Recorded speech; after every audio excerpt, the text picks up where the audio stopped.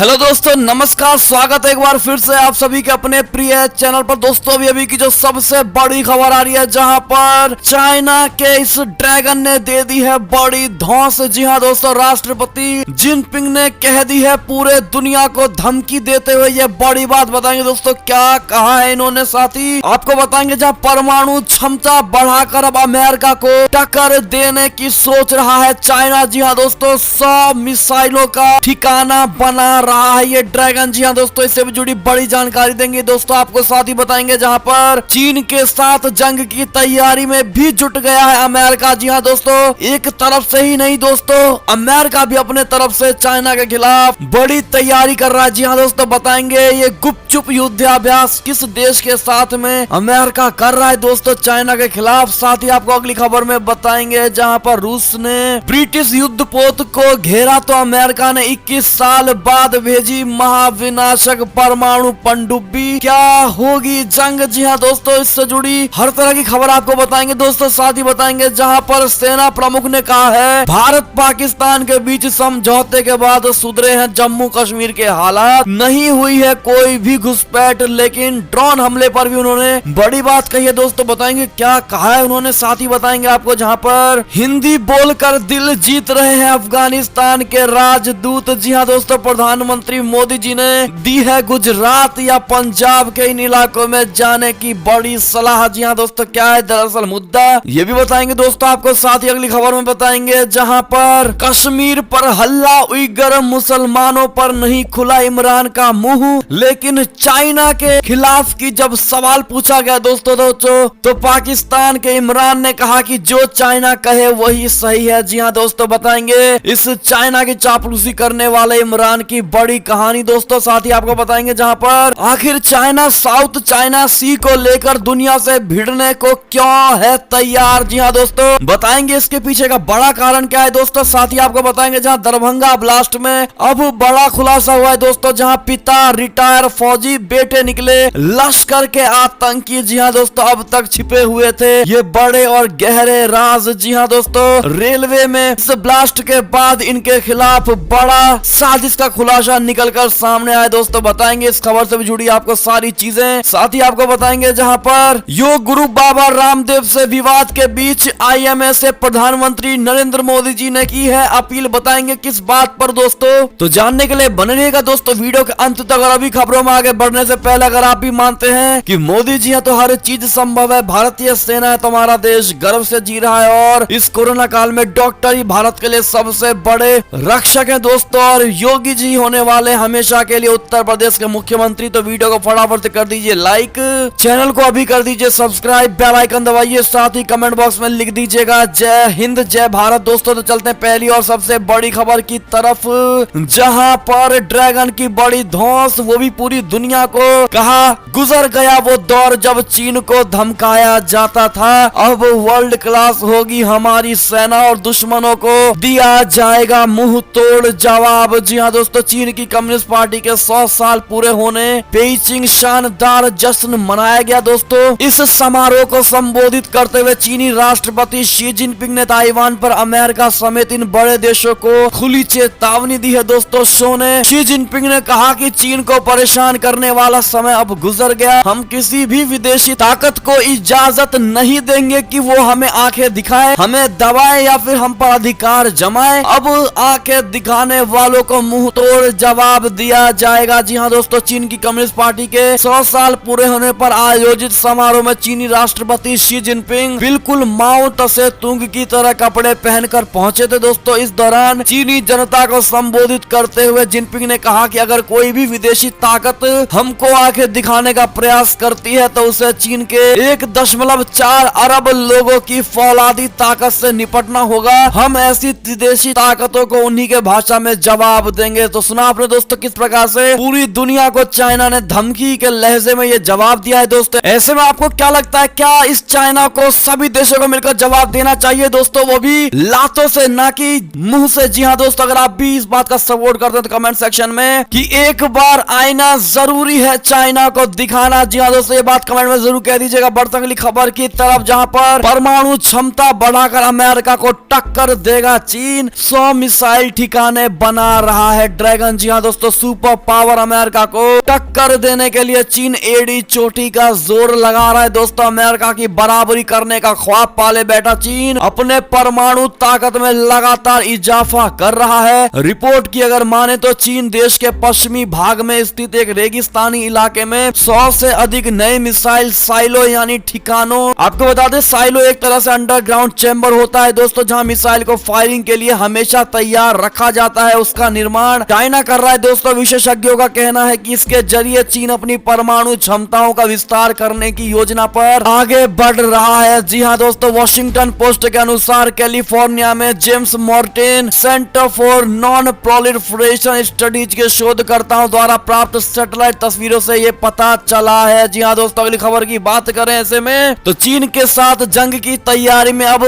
America भी जुट गया है दोस्तों। वो भी अमेरिका जापान एक साथ कर रहे हैं सीक्रेट युद्धाभ्यास। जी हाँ दोस्तों, बड़ी खबर बता दे ताइवान को लेकर चीन के साथ जंग के मंडराते खतरे को देखते हुए अमेरिका और जापान एक गुप्त युद्धाभ्यास और सैन्य अभ्यास कर रहे हैं। ये अभ्यास ऐसे समय पर हो रहा है दोस्तों कि जब चीन के आक्रामक व्यवहार को लेकर पूरे इलाके में चिंता बढ़ी हुई है। अमेरिका और जापान के सैन्य अधिकारियों ने ट्रंप प्रशासन के अंतिम साल में चीन के साथ संभावित संघर्ष को लेकर गंभीरता पूर्वक योजना बनानी शुरू कर दी थी दोस्तों। आपको बता दें ब्रिटिश अखबार फाइनेंशियल टाइम्स ने इस सैन्य अभ्यास से जुड़े सूत्रों के हवाले से कहा है कि यह सीक्रेट अभ्यास दक्षिण चीन सागर और पूर्वी चीन सागर में चल रहा है। वर्ष 2019 में जापान के तत्कालीन प्रधानमंत्री शिंजो आबे ने चीन की ओर से ताइवान और सेनकाकू द्वीप समूह को लेकर बढ़ते खतरे को देखते हुए सैन्य प्लानिंग को व्यापक रूप देने का फैसला किया था। चलते अगली खबर की तरफ दोस्तों, जहां पर भारत पाकिस्तान के बीच समझौते के बाद सुधरे हैं जम्मू कश्मीर के हालात, नहीं हुई कोई भी घुसपैठ। जी हाँ दोस्तों, सेना प्रमुख नरवणे का कहना है। बता दें फरवरी में भारत और पाकिस्तान के बीच संघर्ष विराम समझौता होने के बाद से जम्मू कश्मीर में नियंत्रण रेखा यानी LOC पर कोई घुसपैठ नहीं हुई है और इसके परिणाम स्वरूप सभी मानदंडों के हिसाब में हिंसा में काफी गिरावट दर्ज की गई है। सेना प्रमुख जनरल MM नरवणे ने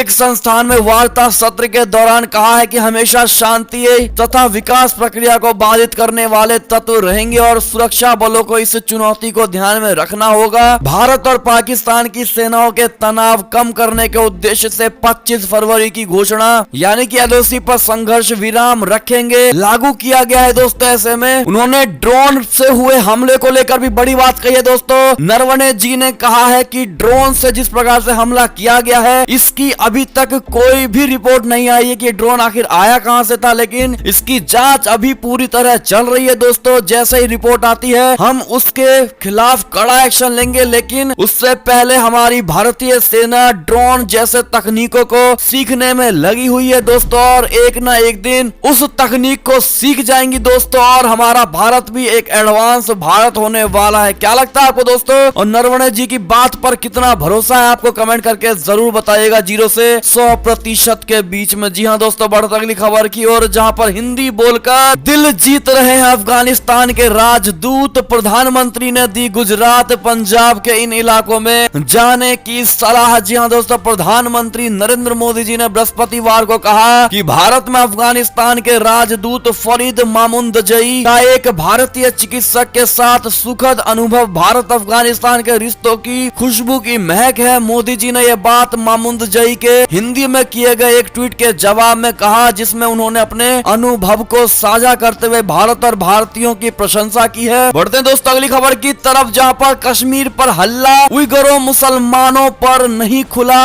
इमरान का मुंह, लेकिन इमरान चाइना को लेकर कहा जो चीन कहेगा वही है सही। जी हाँ दोस्तों, खुद को मुसलमानों का हमदर्द बताने वाले पाकिस्तान को इस बात से कोई फर्क नहीं पड़ता है कि चीन में उइगर मुसलमानों के साथ कितनी क्रूरता की जा रही है। कश्मीर को लेकर बेवजह हल्ला करने वाले पाकिस्तान के प्रधानमंत्री इमरान खान ने उइगर मुसलमानों को लेकर ड्रैगन को क्लीन चिट देते हुए कहा है कि चीन जो कहता है सच वही है। इमरान खान ने गुरुवार को कहा है कि शिनजियांग प्रांत में उइगर मुसलमानों के साथ व्यवहार को लेकर की दलीलें पाकिस्तान को मंजूर हैं। जी हाँ दोस्तों, चीन में कम्युनिस्ट पार्टी के शासन को 100 साल पूरे होने पर गुरुवार को चीनी पत्रकारों से बातचीत करते हुए इमरान खान ने कहा कि उइगर मुसलमानों को लेकर चीन की प्रतिक्रिया वेस्टर्न मीडिया की ओर से दी जाने वाली रिपोर्ट से बहुत अलग है। डॉन की एक रिपोर्ट के मुताबिक इमरान ने कहा है कि चीन के साथ हमारे बेहद मजबूत और करीबी रिश्ते की वजह से हम चीन की बात को स्वीकार करते हैं। इमरान खान ने उइगर मुसलमानों को लेकर आंख मूंदते हुए फिर कश्मीर को लेकर मुंह खोला और कहा कि उइगर और हांगकांग के मुद्दे को प्रमुखता से उठाया जाता है और कश्मीर में मानवाधिकार के उल्लंघन पर ध्यान तक नहीं दिया जा रहा। इमरान ने कहा यह पाखंड है। दुनिया के दूसरे हिस्सों जैसे कश्मीर में मानवाधिकार उल्लंघन हो रहे हैं, लेकिन पश्चिमी मीडिया मुश्किल से ही इस पर कुछ बोलती नजर आती है। जी हाँ दोस्तों, आपने देखा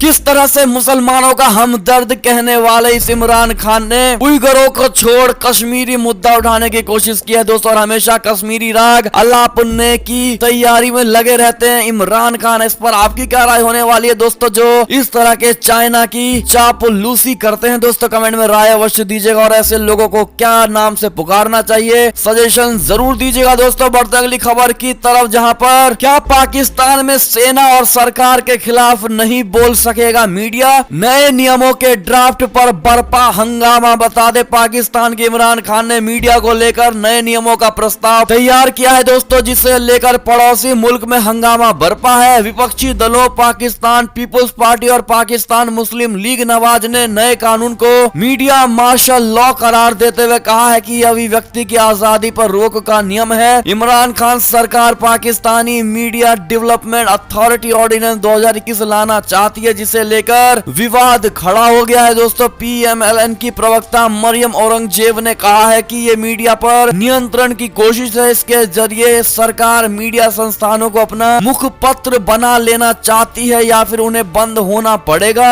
बढ़ते अगली खबर की तरफ दोस्तों, जहां पर कश्मीर को लेकर इमरान ने कहा है कि कश्मीर पर अपने फैसले से हटने तक पाकिस्तान भारत से संबंध बहाल नहीं करेगा। जी हां दोस्तों, इमरान का कहना है कि जब तक दोबारा से 370 जम्मू कश्मीर में लागू नहीं हो जाता तब तक पाकिस्तान भारत के साथ रिश्ते बहाल नहीं करेगा। ऐसे में अगर आप भी जवाब देना चाहेंगे दोस्तों इमरान खान को कि भारत चाहता भी नहीं है पाकिस्तान के साथ रिश्ते बहाल करना, हमें कोई जरूरत नहीं, ये बात कमेंट में जरूर लिख दीजिएगा दोस्तों। और कश्मीर हमारा था, हमारा है, हमारा ही रहेगा, यह बात जरूर लिखिएगा दोस्तों। चलते अगली खबर और, जहां पर अब ट्विटर पर रूस भी कस रहा है शिकंजा। फाइन लगाने के बाद बनाया सख्त कानून। जी हाँ दोस्तों, आपको बता दें दरअसल गुस्सा क्यों है। पुतिन भारत में लीगल इम्यूनिटी खो चुके ट्विटर के खिलाफ अब रूस ने भी शिकंजा कसना शुरू कर दिया है दोस्तों। रूस के राष्ट्रपति व्लादिमीर पुतिन ने एक नए सख्त IT कानून पर हस्ताक्षर कर दिए हैं। इस कानून के तहत ट्विटर, गूगल समेत तमाम सोशल मीडिया पर एवं IT कंपनियों को रूस की धरती पर अपने ऑफिस खोलने होंगे। गुरुवार को रूसी सरकार की ओर से जारी एक दस्तावेज में यह बात कही गई है। पुतिन सरकार के इस कदम को गूगल समेत तमाम IT कंपनियों पर पकड़ मजबूत करने के लिए उठाया गया कदम माना जा रहा है। जी हाँ दोस्तों,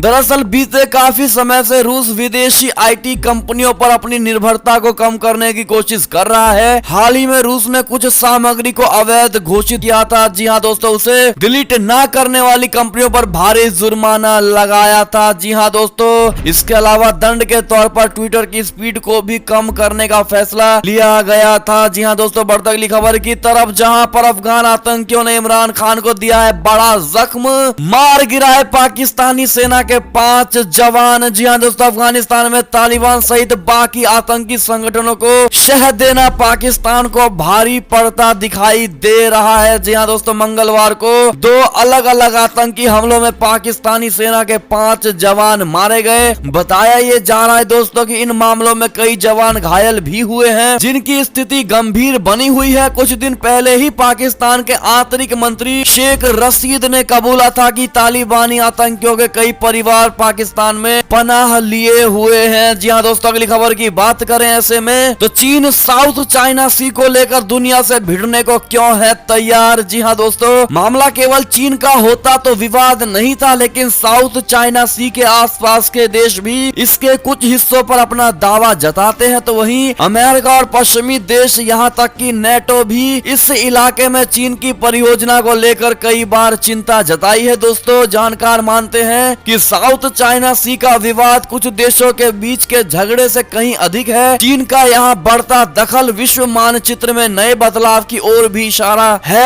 और और आने वाले वक्त में ये बड़े संघर्ष का कारण बन सकता है। बढ़ते अगली खबर की तरफ दोस्तों, जहां दरभंगा रेलवे ब्लास्ट में बड़ा खुलासा हुआ है, जहां पिता रिटायर फौजी हैं, बेटे निकले लश्कर के बड़े आतंकी, अब तक छिपे थे ये गहरे राज। बता दे दोस्तों, हैदराबाद से गिरफ्तार तस्कर तैयबा के आतंकी कैराना के मूल निवासी दोनों भाई इमरान खान उर्फ इरमान मलिक और नासिर खान कई वर्षों से हैदराबाद में रहकर कपड़ा बेचने का काम कर रहे हैं। उनका पिता मूसा खान रिटायर फौजी है और कैराना में अपने घर पर अकेला रहता है। गुरुवार को वो घर पर नहीं मिला। किराएदार ने बताया कि घुटने का ऑपरेशन कराने के लिए मुजफ्फरनगर गया हुआ है। दरभंगा रेलवे स्टेशन पर हुए ब्लास्ट के मामले में कैराना का कनेक्शन और बढ़ गया। सलीम उर्फ टुइया और कफील की गिरफ्तारी के बाद एएनआई ने हैदराबाद से कैराना के मोहल्ला कायस्थवाड़ा के निवास दो भाइयों इमरान और नासिर को गिरफ्तार किया। उनके पड़ोसियों ने बताया है कि नासिर करीब 20 साल से हैदराबाद में कपड़े का काम कर रहा था, तो वहीं की एक लड़की से उसने शादी कर ली थी। वो 6 महीने पहले ही कैराना आया था। छोटा भाई इमरान भी उसके साथ ही रहकर कपड़े का काम करता था। वो कुछ दिन कैराना रुकने के बाद 1.5 महीने पहले ही हैदराबाद गया था। उनके मकानों में गुरुवार को कोई नहीं मिला, जिसके बाद पुलिस का शक और ज्यादा बढ़ गया दोस्तों। ऐसे में इन दोनों भाइयों को गिरफ्तार कर लिया गया दोस्तों, और इनका लश्कर तैयबा से आतंकी संगठन में जुड़े होने के तार जो जुड़ रहे हैं दोस्तों, जिसके बाद से इन पर भारी शकों का बौछार चल रहा है दोस्तों। और जैसे इससे जुड़ी कोई भी खबर आएगी सबसे पहले आपको बताएंगे दोस्तों। आपको क्या लगता है और इस तरह के देशद्रोहियों को क्या सजा मिलनी चाहिए दोस्तों, कमेंट में राय अवश्य दीजिएगा। बढ़ते अगली खबर की तरफ, जहां पर कोरोना संकट के बीच अमेरिका में भारतीय प्रवासियों ने भारत भेजा चिकित्सीय उपकरणों से भरा हुआ जहाज। जी हां दोस्तों, अमेरिका ने वैश्विक महामारी कोविड-19 से भारत में मुकाबले के लिए अहम चिकित्सीय उपकरणों समेत वेंटिलेटर, पल्स ऑक्सीमीटर आदि भारत तक जहाज से भेजे गए हैं। अमेरिकी राज्य न्यू जर्सी, न्यूयॉर्क और कनेक्टिकट में रहने वाले प्रवासी भारतीयों की ओर से न्यू जर्सी के केसबी से मुंबई और दिल्ली भेजे गए। जहाज के जरिए 300 ventilator, 3000 ventilator circuit, filter, flow sensor, 100 portable ventilator और 3,10,176 पल्स ऑक्सीमीटर भेजे गए हैं। दोस्तों, इन भारतीय अमेरिकों को दिल से थैंक यू जरूर कह दीजिएगा दोस्तों, ताकि इसी प्रकार से भारत की मदद करते रहें दोस्तों और इनको कोई कमी ना पड़े। जी हाँ दोस्तों, बढ़ते अगली खबर की तरफ, जहां पर कनाडा ने तोड़ा गर्मी का अब तक का 10,000 साल का रिकॉर्ड।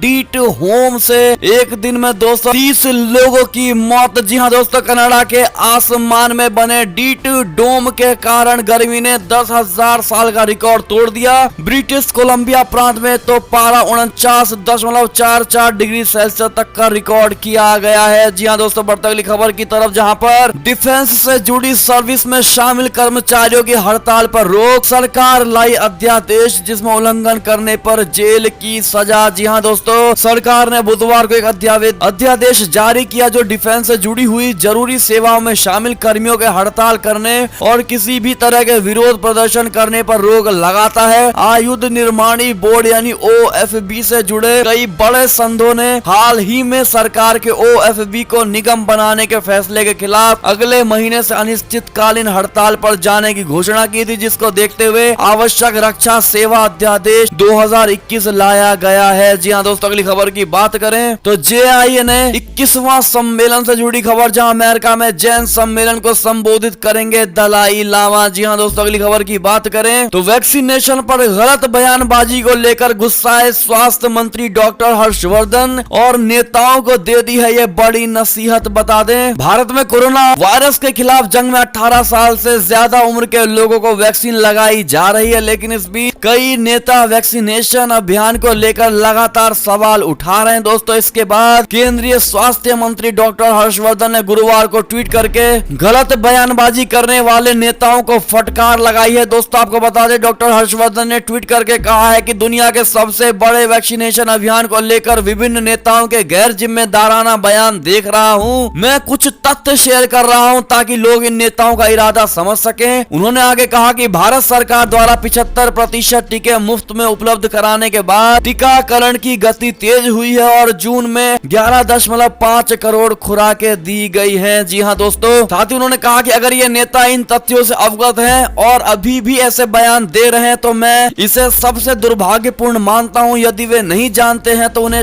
शासन पर अध्ययन देने की आवश्यकता है। उन्होंने आगे कहा, फिर से राज्य के नेताओं से अनुरोध करता हूं कि वे अपनी ऊर्जा योजना बनाने में खर्च करें, ना कि घबराहट पैदा करने में। जी हाँ दोस्तों, आपको क्या लगता है दोस्तों, जिस प्रकार से भारत की मोदी सरकार कोरोना वैक्सीनेशन का अभियान इतने बड़े स्तर पर चला रही है दोस्तों, और ऐसे में विपक्षी नेता इस वैक्सीनेशन अभियान का गलत तरीके से लोगों के सामने पेश कर रही है दोस्तों, ऐसे में आपकी क्या राय होने वाली है, कमेंट जरूर करिएगा। साथ ही अंतिम खबर की बात करें तो योग गुरु बाबा रामदेव से विवाद के बीच आईएमए से प्रधानमंत्री नरेंद्र मोदी जी की अपील, कहा योग पर करे स्टडी। जी हाँ दोस्तों, पीएम नरेंद्र मोदी जी ने डॉक्टर्स डे के मौके पर इंडियन मेडिकल एसोसिएशन से आह्वान किया है कि वे योग के फायदों को लेकर रिसर्च करें। पीएम मोदी ने कहा कि जब डॉक्टर योग पर स्टडी करते हैं तो पूरी दुनिया इस बात को गंभीरता से लेती है। क्या आईएमए की ओर से ऐसे अध्ययन को मिशन मोड पर आगे बढ़ाया जा सकता है दोस्तों? क्या योग पर आपकी स्टडी इंटरनेशनल जर्नल्स में प्रकाशित हो सकती है? पीएम मोदी ने कहा, आज हमारे डॉक्टर की ओर से कोविड प्रोटोकॉल तैयार किया जा रहा है और उसे लागू कराया जा रहा है। हमने देखा है कि कैसे मेडिकल इंफ्रास्ट्रक्चर को